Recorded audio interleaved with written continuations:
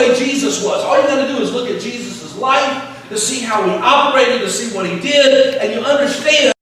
We become more like Jesus, it changes how we relate to other people.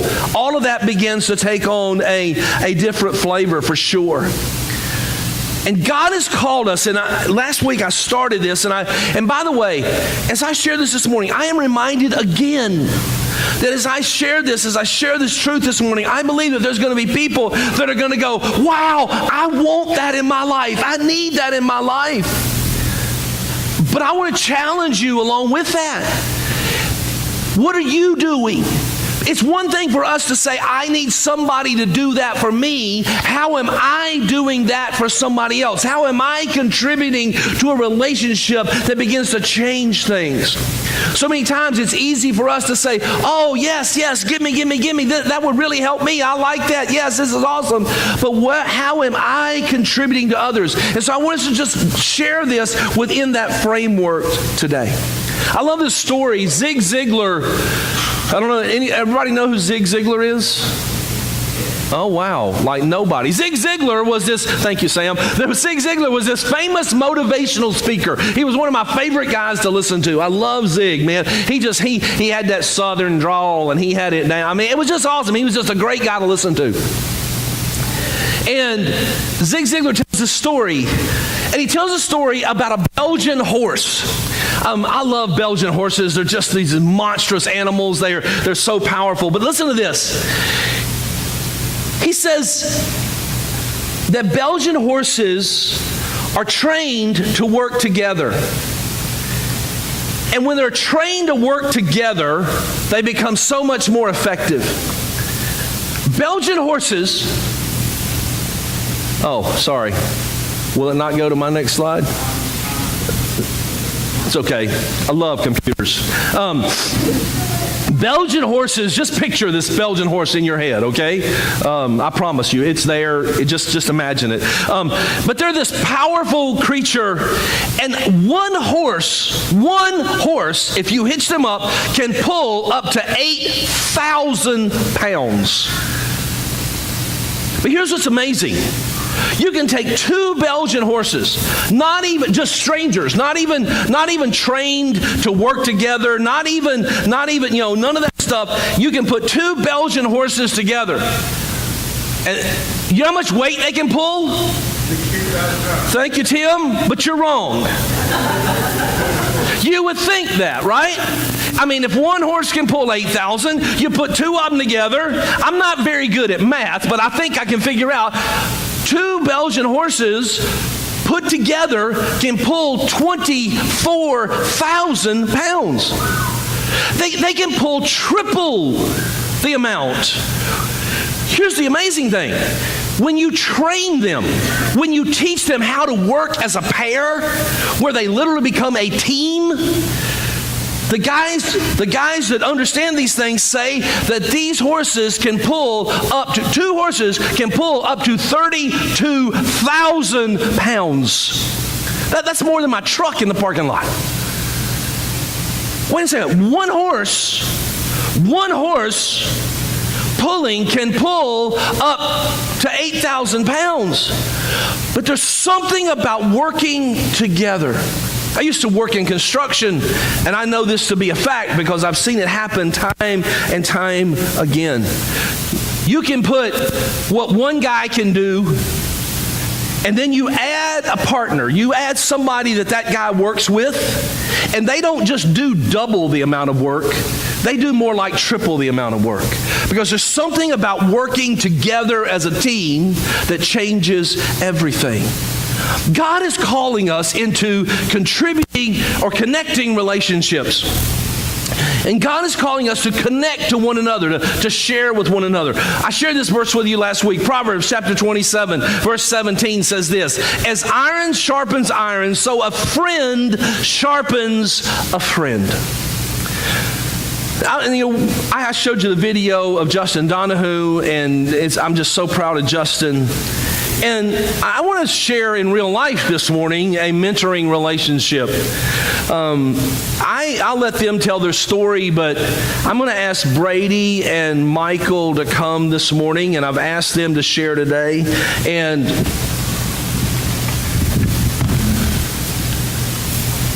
I'll let them tell their story.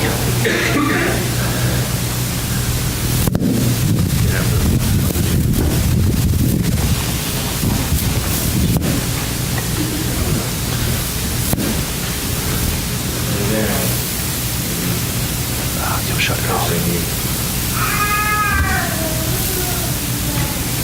Let's not let Richard touch the microphones anymore. Awesome.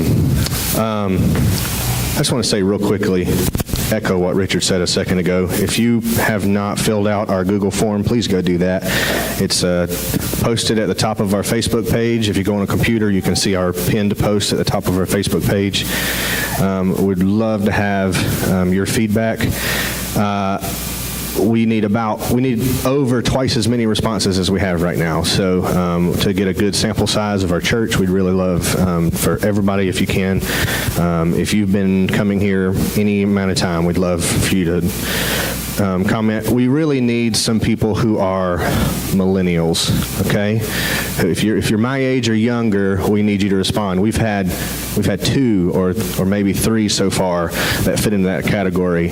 Now, the senior citizens of our church are killing you. We have had about 12 responses from our 55 and up crowd, so they're whipping you right now. So get on that, get on our Facebook page. If you're on a phone, you may not be able to see that pinned post, but you can scroll down and find it. It's a link to a form, and it should be in your email. It might be in your junk email, depends on how you're set up. This morning I'd like to talk to my friend Michael. Michael and I have been good buddies here for quite a while. And when I came to Eden, Michael was moving from 6th into 7th grade, and I was brought in as the youth pastor, and I stayed in that post until 11th grade. He was extremely upset with me that I stepped down from youth ministry and did discipleship ministry and start at the beginning of his senior year. And so I apologize for that, but I probably shouldn't have promised him that I would stay as the youth pastor until he graduated. So I'd like to ask Michael a few questions, and then I'm going to turn around and do the crazy thing of letting Michael ask me some questions. But how did you get involved at Eden? I feel like the first time that I came to Eden was when I was in the 4th grade. I think I came to a vacation Bible school. Dana does a great job with those. So I had my parents come with me that following Sunday, where they do that follow-up Sunday. We've came for a good couple years after that. Got a bunch of other family members involved and stuff like that, and we kind of tapered off a little bit, quit coming as much. And I remember being at my grandma's one summer, and my Aunt Kelly was helping with the youth with James Henderson. They were going over to somebody's house over there on Lake Bowen or Lake Blaylock, and they were cleaning up their yard for them, doing some ministry work over there. And I remember her asking me to come, and I feel like that is more of like the first time I really got involved with Eden.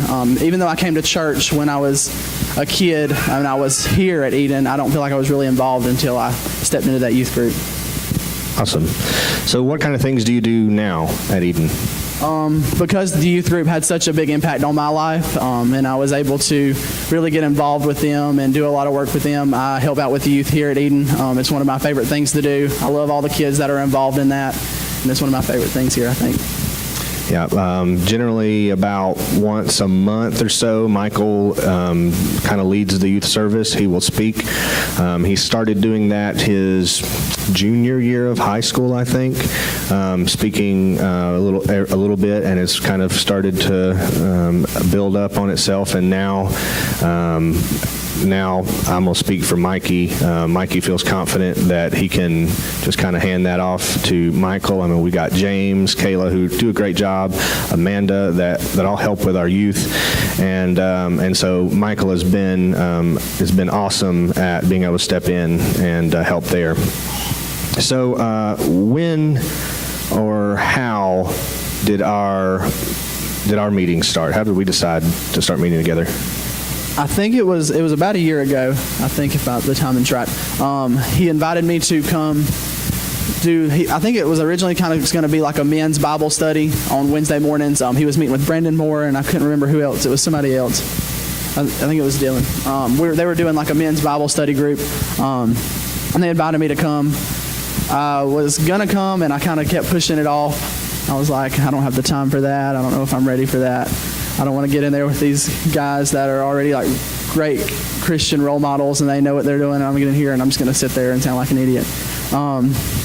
So I kind of kept putting it off, and finally I was like, okay, one Wednesday I'm going to go.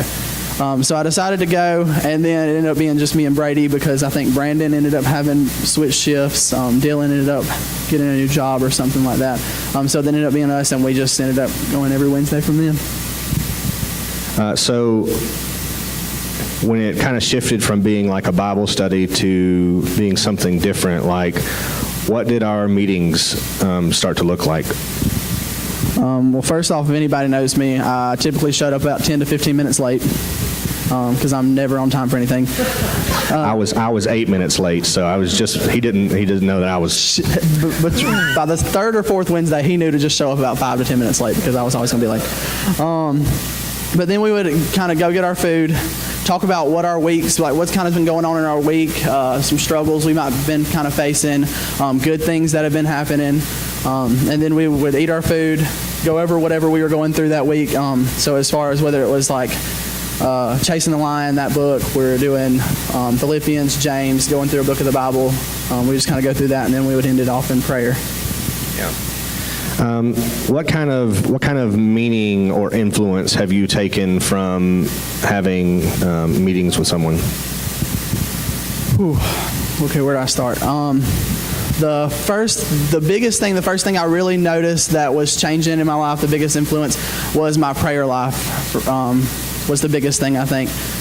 Not only did I talk to God more and I prayed more, but feeling more comfortable praying was the biggest thing, I feel like. I was the kind of person that felt like I didn't know what to say when I was praying in front of people. I didn't like to pray out loud. Kind of going back to not wanting to come to those Bible studies, not wanting to sound stupid, I guess you could say. But now I feel completely comfortable praying in front of anybody. I know that might sound kind of silly and kind of small, but that's like a really big step for me. Knowledge of the Bible has been a big thing, and I know it's not important to be that kind of person that's like, I want to be able to, when somebody comes and asks me advice, I want to be able to pull that scripture out and say, hey, this is what I've learned, or this is what the Bible says about it. It's not important to be able to do that as a Christian, but I'm able to do that now, I feel like. When things happen, I'm able to, not even just with somebody else coming up and asking me advice, but when things happen in my own life, I can remember I read about this in Philippians, and I can go back and I can reread that. So just the knowledge of the Bible has been a big help. It's a challenge, especially with Brady. He's like the human Google over here. I get some of the hardest questions on Wednesday mornings. He'll ask me a question, I'll probably sit there for about 5 minutes before I can answer any of his questions. Consistency is a big thing. That's not something I really have in my life right now, I feel like, because we're kind of having a new house built. We're living in a rental house. There's a lot going on. I just don't have that consistency. So to have those Wednesday mornings that I know I'm going to be there at 8:30 at either Chick-fil-A or Blondie's every Wednesday morning, and we're going to go over this certain thing, just having that consistency in my life is like a rock. It kind of holds me stationary. Organization skills are another really big thing. I'm not an organized person whatsoever. At all. If you go look at my car, you'll see that. It's really bad. So like staying organized with a notebook, staying organized with papers and all this stuff that we're going through, it's really helped me with my organization skills. And that kind of goes into responsibility. It's held me responsible and accountable, I guess you can say. You don't know how many Wednesday mornings I've rolled out of bed at 7:30 and said, I'm not going this morning. And then I thought and was like, Brady's probably already there. I need to get up and go. And not even accountability on that part, but an honest accountability too. I have somebody that if I go on Wednesday morning and I say, I'm going through this right now, or I'm thinking about doing this, I know he's going to say, that's a bad idea if I shouldn't do it. Or that's a good idea. and kind of encouraged me to go down that road. I learned a whole lot more about myself than I think I ever would have learned if I wouldn't have started doing this. One of the very first meetings I think we got together, or it was like one of the first things I know I wrote down in my journal, so it might have been the third or fourth meeting. Brady had sent me a list of values and told me to pick 8 out of them. So I've figured out the values of my life, like my values. I figured out some goals behind those values, and kind of it's like an outline for my life. Like if I know I'm going to make a decision, I can kind of run those things through my values, and that'll help me make decisions. So that's been a really big thing. I've also recently kind of discovered a dream I feel like God has for me. So I'm really excited to share that with you guys here soon. I don't think I ever would have realized that if I wouldn't have started these Wednesday mornings. So that's really exciting. Not only have I learned all this stuff spiritually about myself, I've gotten all these things myself, but I've also gained a really good friend out of it.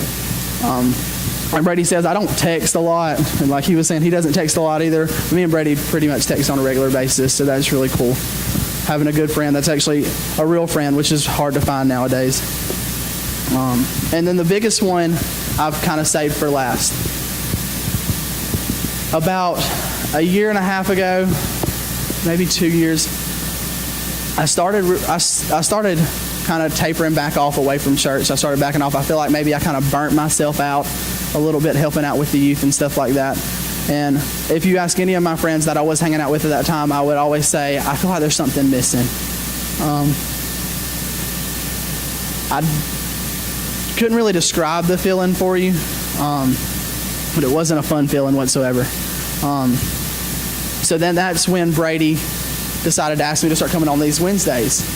And that was like my detour sign, like come back to this road that I want you to be on. I need you to be back here. So I started coming with him on Wednesdays, started going back to church on Wednesday nights, started coming back on Sundays when I could be here. Started getting more involved with life groups. I got involved with Brady and them's life group through this. And so I feel like, honestly, he's leading that life group starting tonight, so I feel like that without those Wednesdays, without that detour sign, I don't know if I would even be sitting up here right now or if I would even be where I'm at in this church right now. How do you feel like this process has helped you be more like Christ? We call that, that's what we talk about in discipleship. I feel like I'm taking in and learning so much on Wednesday mornings, and then I'm turning right back around on Wednesday nights and teaching that same thing to the youth.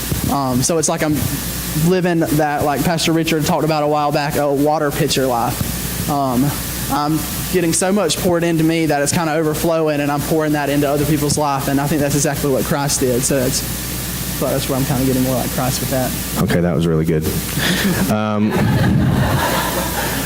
So I've been challenging you to begin looking for someone that you can kind of start to sit down with and mentor. So what are your goals for finding someone?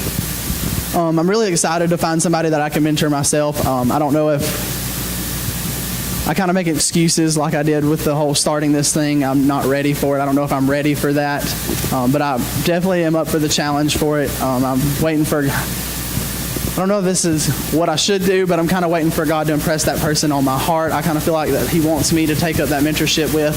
I don't think I've felt anybody like that yet, but if anybody out there wants to start meeting up on Wednesdays, you can come find me. I'm more than welcome to do it. I mean, Thursdays. We can't take Wednesdays away. But I'm just excited for somebody to be able to experience what I've experienced through this, and I really want to help somebody lead them down that road too, because it's awesome. All right, I guess you can ask some questions.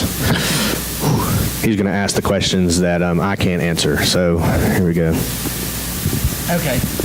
What led you to want to take on one-on-one mentorships like this? Honestly, it was the example of Jesus. When you look at Jesus, he had 12 discipling relationships and 3 really close ones.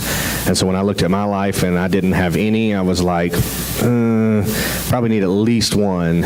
And so I've tried to maintain at least one discipling relationship over the last 3 years, pretty much ever since I transitioned over to the position that I'm in spiritual growth. That's been one of my goals. It's actually one of my goals. He's talking about goals. One of mine is to maintain mentoring relationships consistently. So So for anybody out there that wants to take up and be a mentor, what do you feel like you can gain from mentorships like this? Mentorships will give you some accountability. If you need someone to kind of come along and help kind of push you in a direction or kind of help you by giving you that positive peer pressure in a sense, that's really good. They give you that push to grow. They also will give you a sense of this idea that I have something to give to another person, but at the same time I also have something to gain from another person. There's a give and a take in these types of relationships. Okay, for somebody that, like I was talking about earlier, that didn't want to make that commitment, what if there's somebody out there that says, like, I feel like I'm not ready for this? You are not ready for this. It's just the truth. Like, you're never going to be ready. It's like people always told Ashley and I when we were talking, they'd say, it's time for you to have kids. And you're like, we're not ready for that. And they were like, you're never ready for that, And so Jim Gaffigan tells a joke about having 4 kids. He said, imagine drowning and then someone hands you a baby. And you're never ready for these types of things. But if you don't do it, you will never do it. And that's just the way it is. We've said here many times, God doesn't call the equipped, He equips the called. And so God is calling you into discipling relationships, and you're going to be equipped when you say yes, and you step out and you do it. So what has been the biggest, what has been the influence this mentorship has? I've had to reassess my own walk with Christ, and I've had to ask, am I growing? Am I being intentional about what I'm learning myself? Am I living a life of integrity? Because if I blow it big, then I've got somebody who is constantly kind of watching me to see what I'm doing, and so that's part of that idea of accountability. Is I don't just have God watching me. I literally have somebody who's been watching me, and now today I'm looking at Michael, and Michael's as much of a friend as he is a mentee, a protege, or whatever you want to call it. There's always kind of this back and forth accountability between us, and so it's pushed me to really want to be the kind of person God's calling me to be. Do you feel more Christ-like because of this? Between marriage and mentoring, I can't imagine anything that would push you to be more Christ-like. The 2 top things I think in this world would be marriage and mentoring. So if you're single and not discipling anyone, there's 2 steps in your life that I can guarantee you will help you be more like Christ if you let it. Do you feel like you've learned just as much as you've taught? I'm certain I've learned a lot more. Just having to prepare myself every week at the beginning when we were kind of going through the beginning steps of mentoring, I was having to, in a sense, prepare a lesson every week, to kind of walk through. And now it's just kind of like we come together and we talk about what God's doing in our life. And so just having to do that has pushed me to a whole new level of my thought processes and how I go about really everyday life and all of my contacts that I run into. Kind of playing off of what Brady said, looking back on it from the standpoint we are at now, I showed up that first month or 2 months of Wednesday mornings sitting there like a kid in class. I would sit there, I would take notes, I would write down things he would talk about. I would kind of I didn't contribute what I thought, but now kind of how he was talking about now, to be able to look back and see the growth that I have, how much I've grown through this, and to see that now it's like sitting down and we're having a mutual conversation instead of me sitting like a kid in class. So that's phenomenal, I feel like. What advice do you have for someone that wants to take on this role as a mentor? Do it.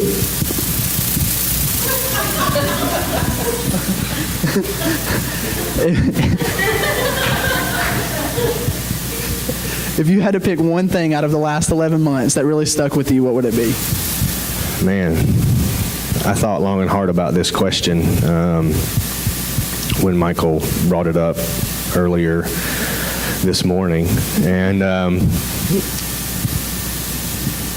I could go back and talk about a lot of things that have happened over the last 11 months, but I think the most impactful thing for me was sitting with Michael this week at Zaxby's, talking about what we were going to be asking and communicating, and just to hear him talk about the journey that he's been on all this time, and to kind of have to think back that far and say, wow, how far have we both come?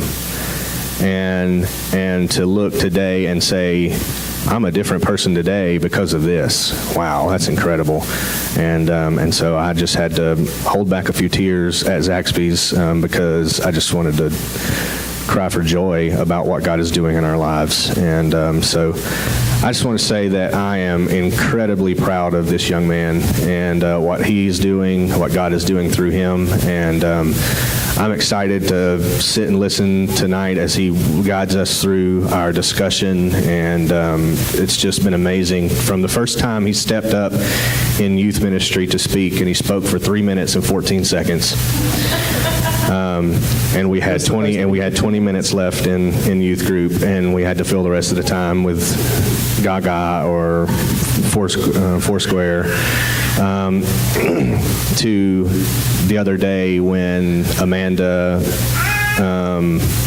went live with Michael's lesson at youth, and he spoke for 22 minutes, and the Spirit of God fell in that place. That's the journey we've been on, and the excitement that I have now with getting up on a Wednesday morning early to run to Chick-fil-A or wherever to get breakfast, and know that I'm going to grow through this, and I believe that Michael's going to grow through this, and it's awesome. I'm proud of you, man. Love you, brother. There you go, Richard.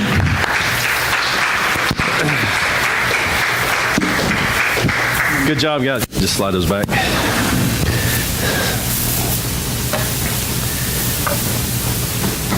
So do you ever step back and go, wow, I want that in my life. I need that in my life.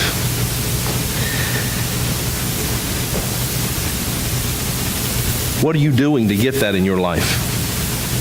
So that becomes the question. It's about contributing. What am I contributing? How am I contributing?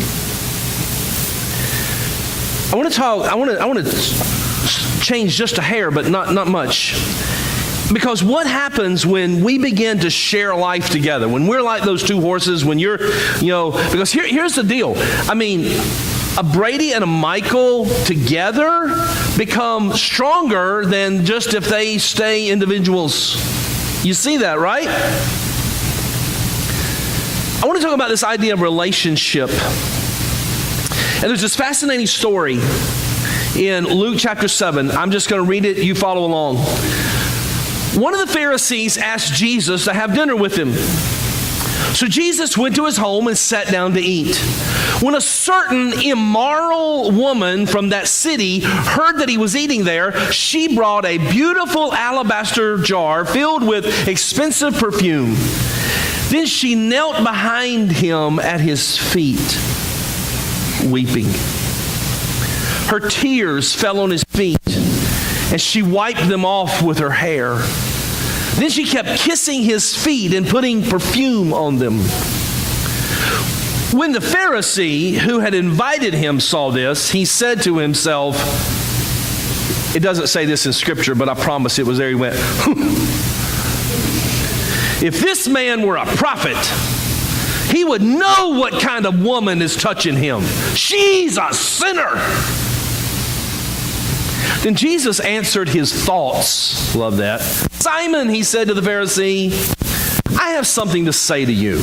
Go ahead, teacher, Simon replied. Then Jesus told him this story. A man loaned money to two people. 500 pieces of silver. 500 pieces of silver to one, 50 pieces to the other, but neither of them could repay him. So he kindly forgave them both, canceling their debts. Who do you suppose loved him more? Simon answered, well, I suppose the one for whom he canceled the larger debt. That's right, Jesus said. Then he turned to the woman, notice this, and said to Simon, look at this woman kneeling here. When I entered your home, you didn't offer me water to wash the dust off my feet, but she has washed them with her tears and wiped them with her hair. You didn't greet me with a kiss, but from the time I first came in, she has not stopped kissing my feet. You neglected the courtesy of olive oil to anoint my head, but she has anointed my feet with rare perfume. I tell you, her sins are many. Her sins, and they are many, have been forgiven. So she has shown me much love. But a person who is forgiving little shows only a little love. Then Jesus said to the woman, your sins are forgiven.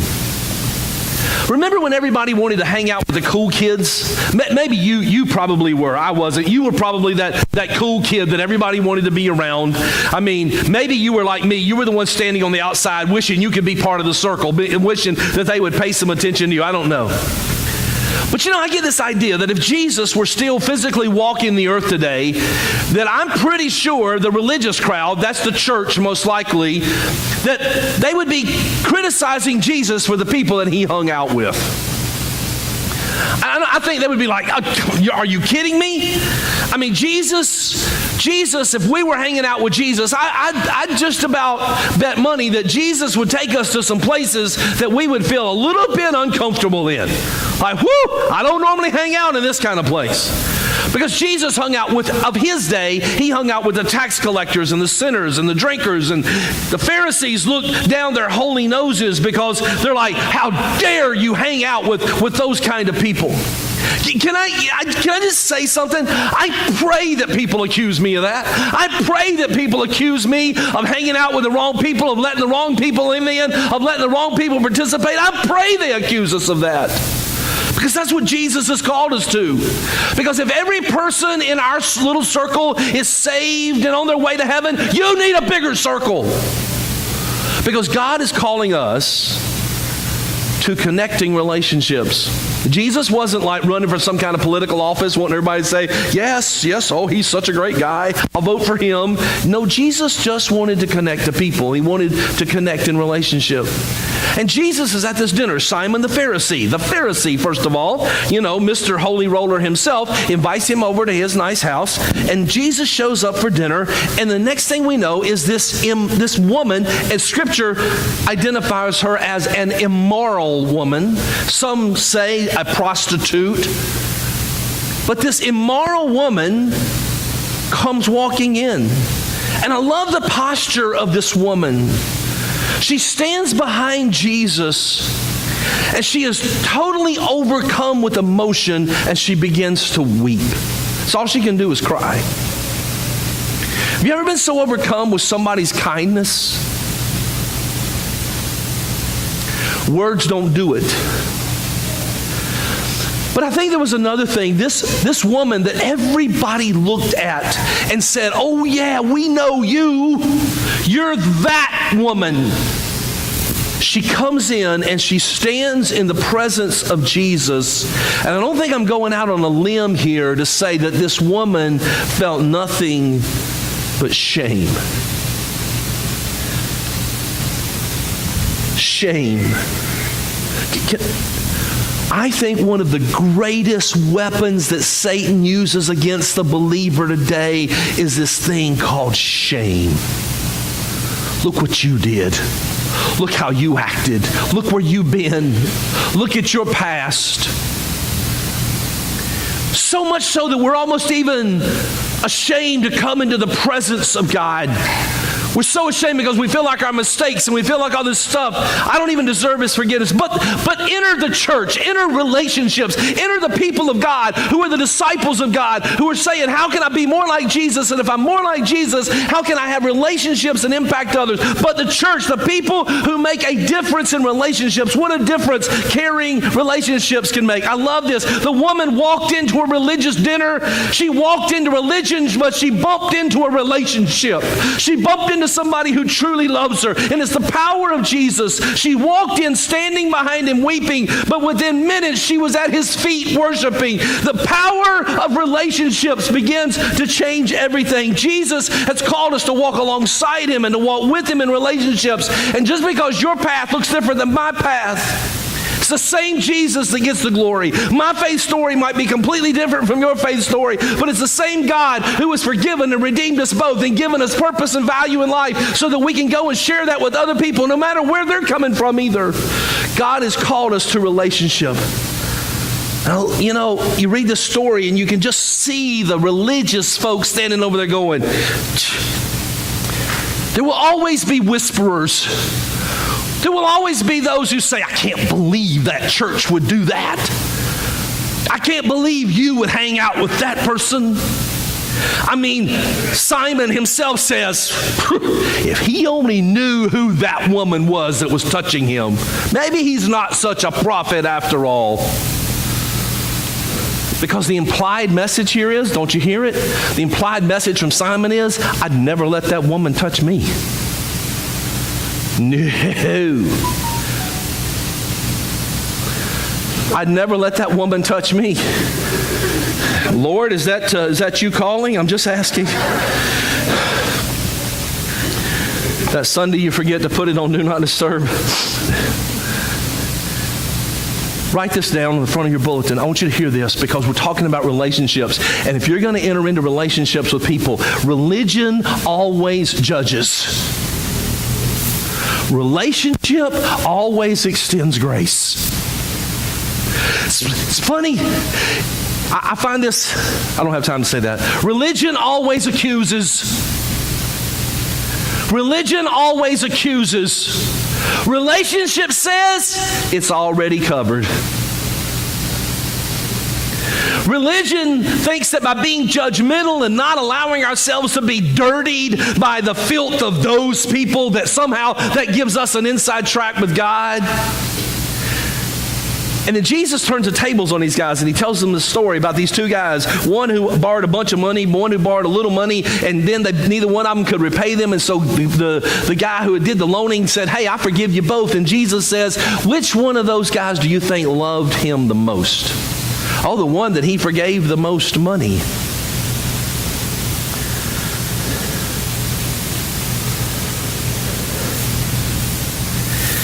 And I've thought about this and I've thought about this. Who is Jesus talking about here? He says this woman, and her sins are many, has come in and she has worshiped. She has worshiped. Simon didn't think he needed Jesus very much. He looked at his own righteousness and thought, I don't need Jesus much. This woman, on the other hand, could only worship.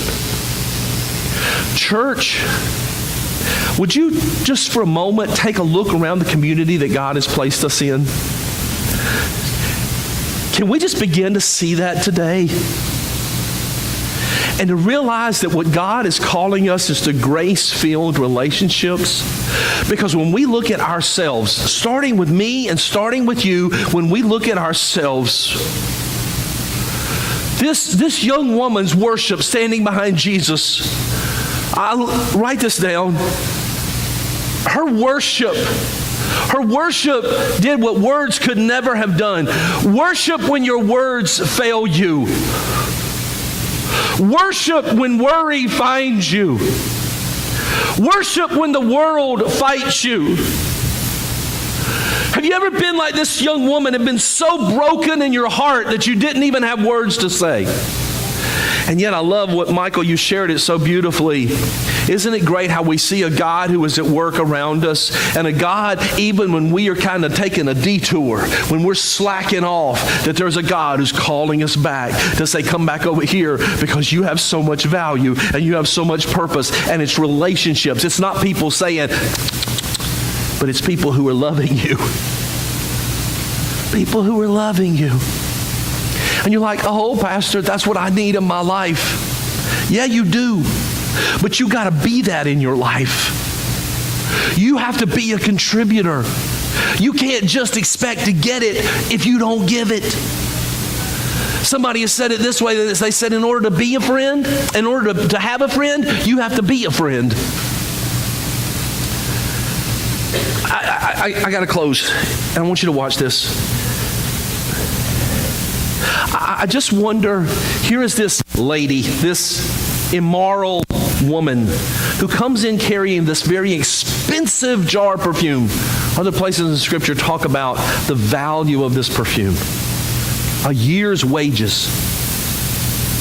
Did she think that's what gave her value? If I come in with this, maybe then. And Jesus saw her value in just who she was.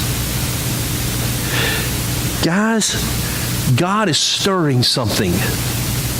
God is stirring something in our midst. And God is calling us to connecting relationships. There's one more, and it's like a 3-minute video here. I want you to watch it. Robert Hampshire, for those of you who don't know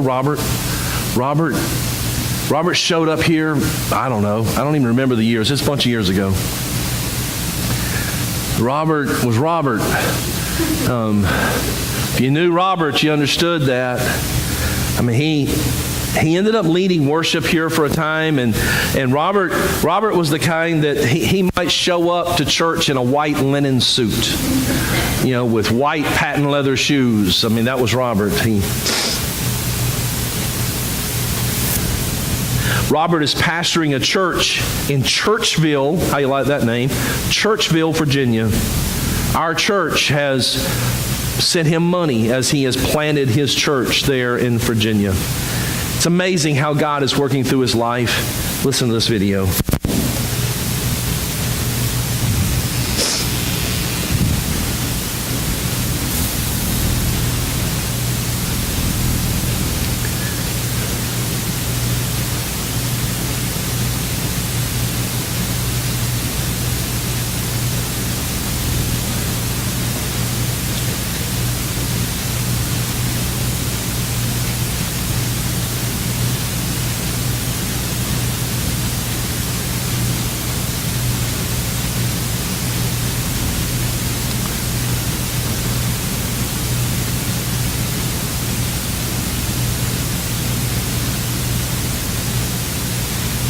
Sorry. They worked before church. Does that mean anything?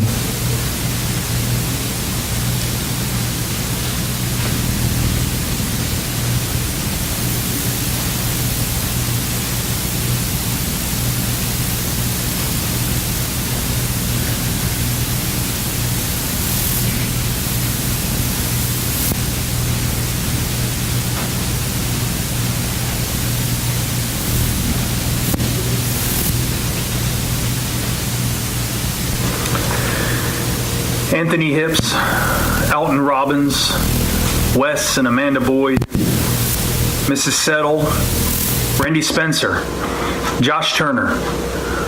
What do all these names have in common?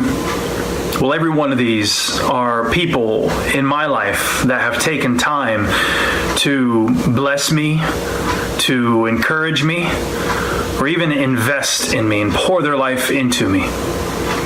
Well, let me explain. Anthony Hips, at a time when I was a teenager at my home church, tried to put a youth group together just because he cared enough to try. Alton Robbins shook my hand one day with a $100 bill inside of it, and he didn't know that I had a bill that I really needed to pay and didn't have the money for. Wes and Amanda Boyd was a family that took me in for an entire summer when I was in college, really with no questions asked. Mrs. Settle was my 8th grade teacher. And she challenged me one day to really just stop goofing off and be the man that God had created me to be.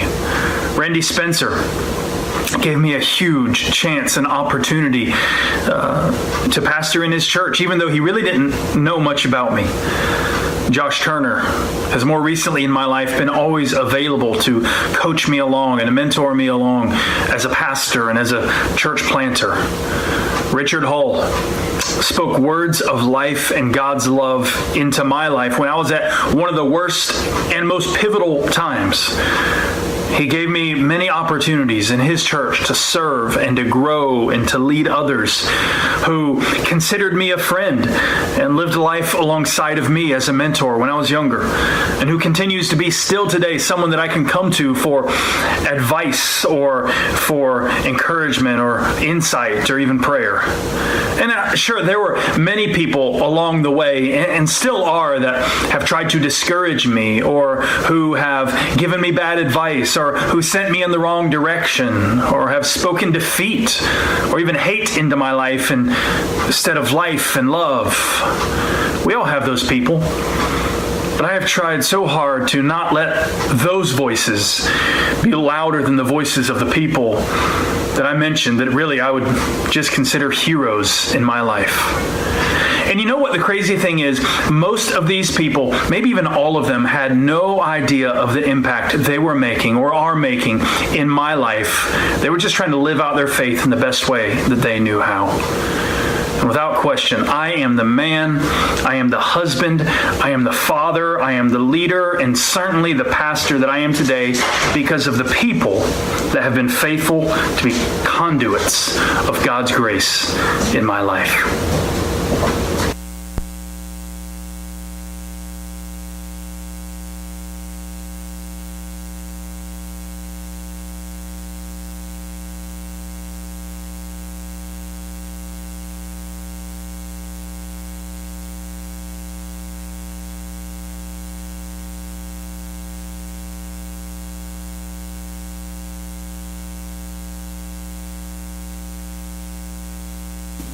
Pull 8,000 pounds. But begin to work together. You don't pull double that amount. You pull triple that. Because God begins to do something in us individually. And we begin to work together, but doesn't care anything.